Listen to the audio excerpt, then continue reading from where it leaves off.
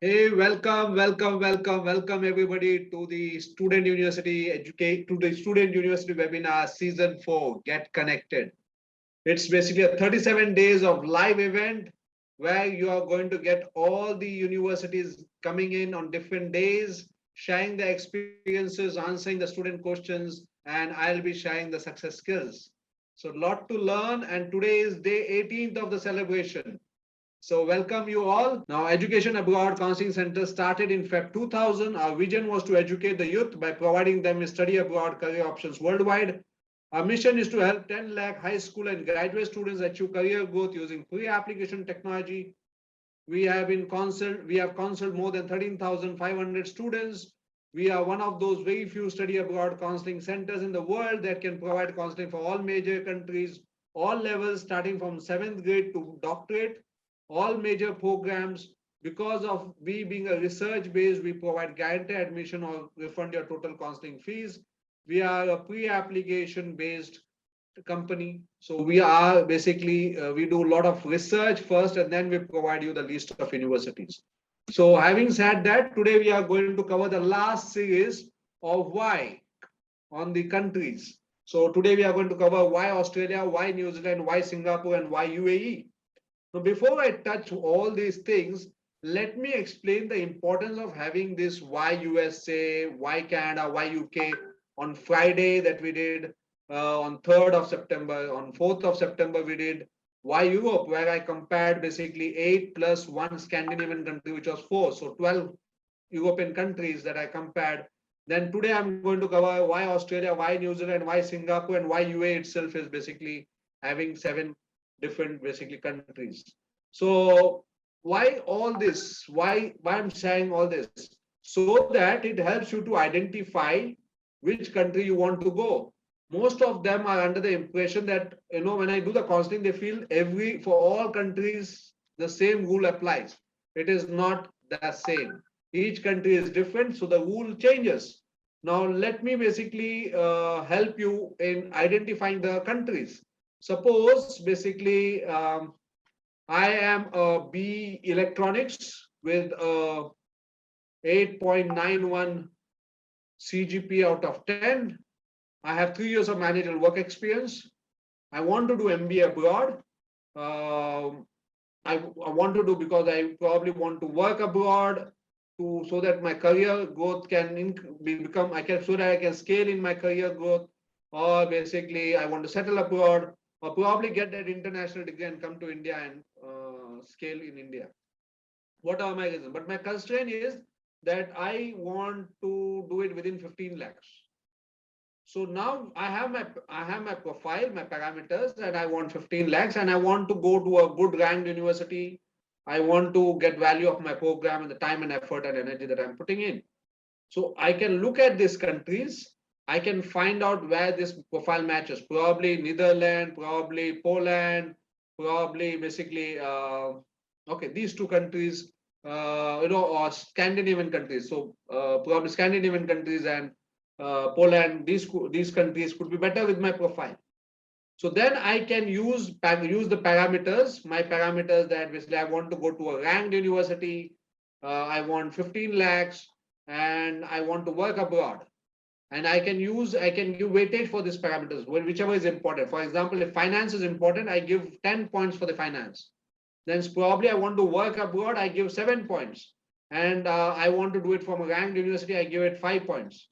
And then based on the country that I have selected 3, I give the weightage to find out which country scores the maximum.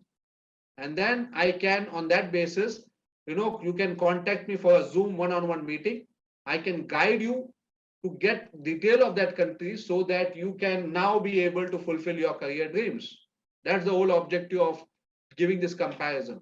Let me take one more example to make it clear. Suppose I have done my BCom, I have got 86%. I have 3 years of managerial work experience. I want to go to top Ivy League universities. Finance is not a constraint to me, but I want to only ranked universities. So with my 15 years, I can't apply to US, Canada, because they will require 16 years of education. Most of the ranked university will require 16. So probably the university that basically based on the country comparison that matches could be UK, Australia, Singapore, New Zealand, maybe some European countries that if you are interested.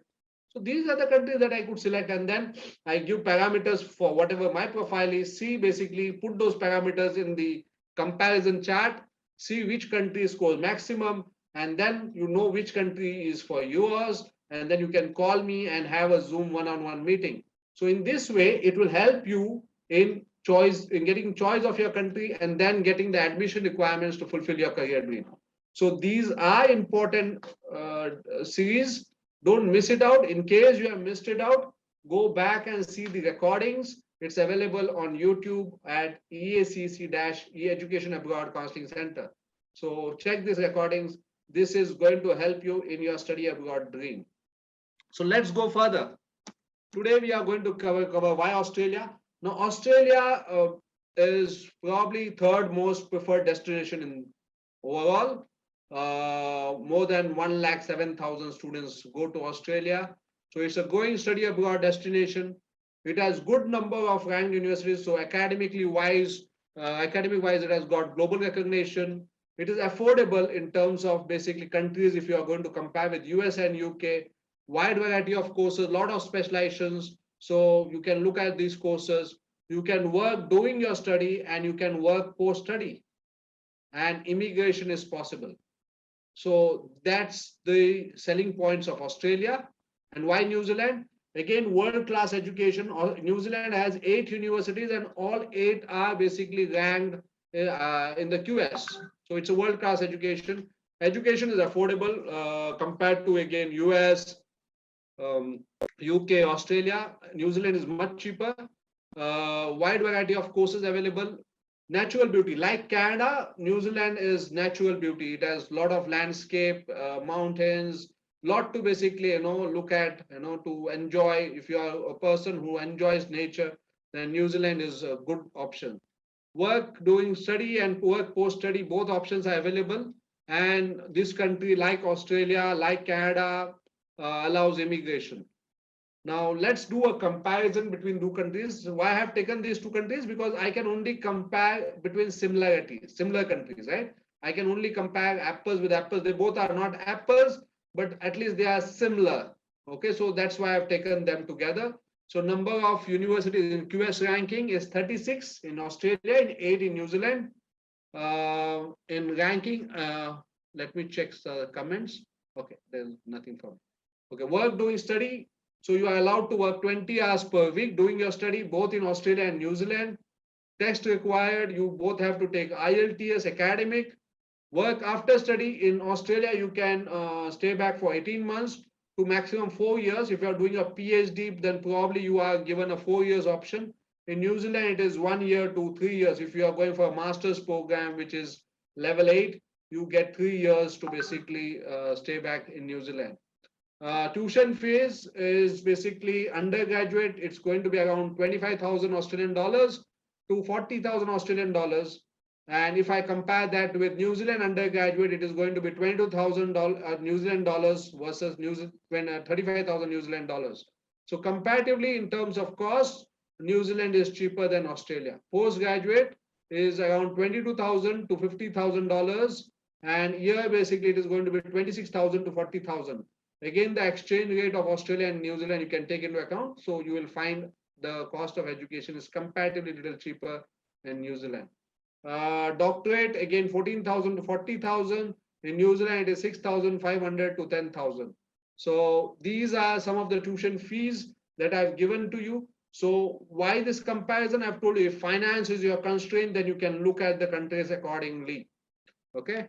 Accommodation and living, you are going to spend around 20,000 to 30,000 depending on which location, whether it is city, rural, semi-urban. So the accommodation cost will vary. Similarly, in New Zealand, it is 20,000 per year to 25,000 New Zealand dollars per year. Immigration, as I've told you, both the countries' immigrations are possible, and you can apply to these countries. Why Singapore? It's well known for education in Asia. So if you are looking to study in Asia, then Singapore is a good option. And also basically it has universities in QS ranking in the world. So people basically from the world also look at NUS, National University of Singapore, or NTU. These are universities that are in demand. Good industry connection. Singapore is a business hub, so a lot of industries. So it has good industry connections. Affordable in comparison to US, UK, Australia. The cost is much lesser. Safe and green city. If you look at, though you find buildings, but comparatively, it is the greenery has increased, and it's a safe city in terms of crime and other things. So if you are looking at that, then it's a good country. The multicultural society. It has basically Hindus, Muslims, Christians. It has the Singaporeans. So it has multicultural society, home for many foreign universities like SPJ School of Global Management, EACC Business Schools, and many others. So it has many foreign universities. So you can go to Singapore and get international degree from these universities. Tuition grant scheme. This is only for diploma and for bachelor's.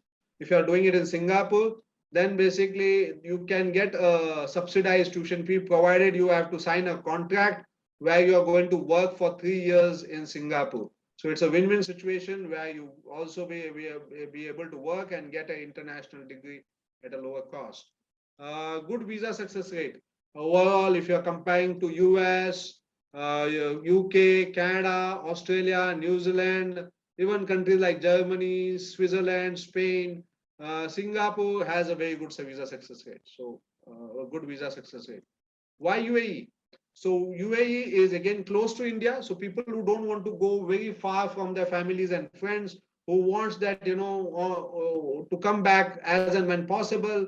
In terms of air tickets are cheaper. So you want to go to a country which is close to India, then UAE.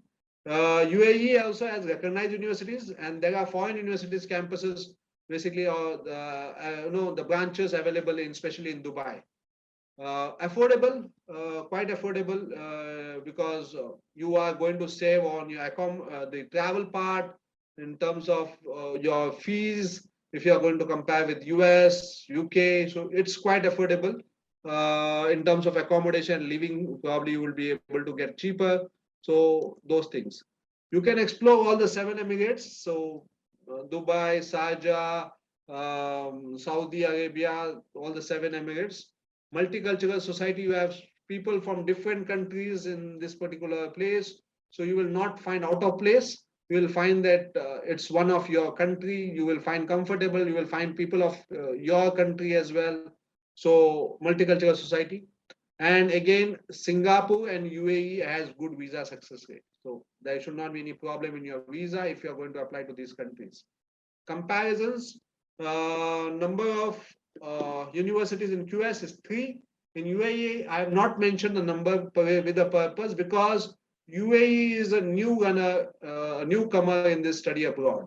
So Singapore, Australia, New Zealand, and the other countries have a long history. So I don't want to give a number and then confuse you guys. If you want, you can get this number on Google. So I have not given a number specific, but there are universities in QS ranking in these places if you want to study. But in terms of comparison, it may not be a good comparison, because Singapore has a long history of student going, whereas UAE is just a new entrant.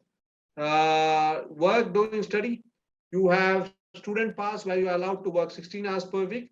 Dubai, you have 15 hours per week, and you will have to get approval from the ministry, so you will be able to work. The university has to basically write it, and then you are allowed to work. The university needs to approve first.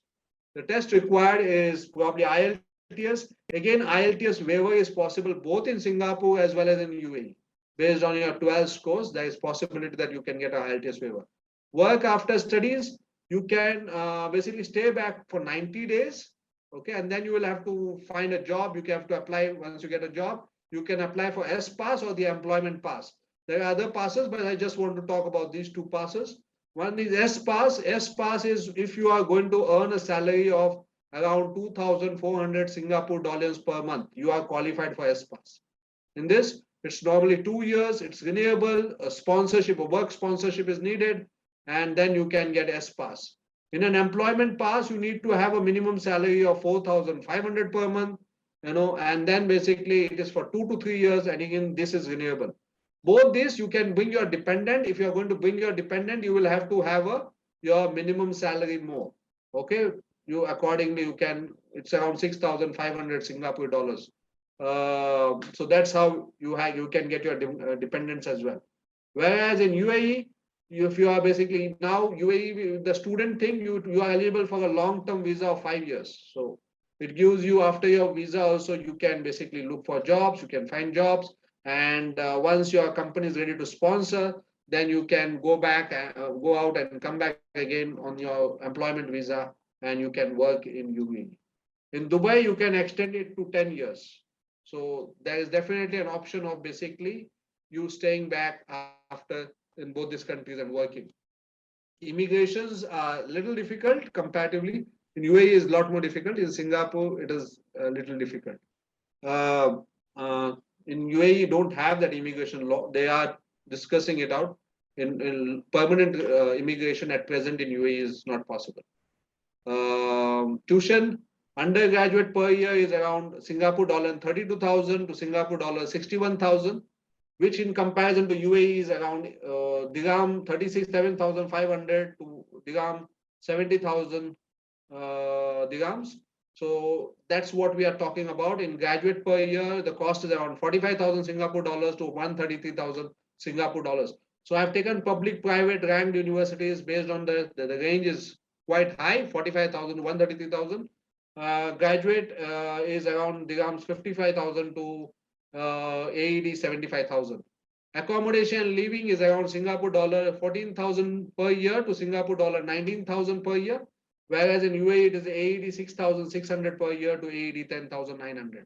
So this comparison will help you to identify where you fit your profile, what you want from a country, whether you are able to get that.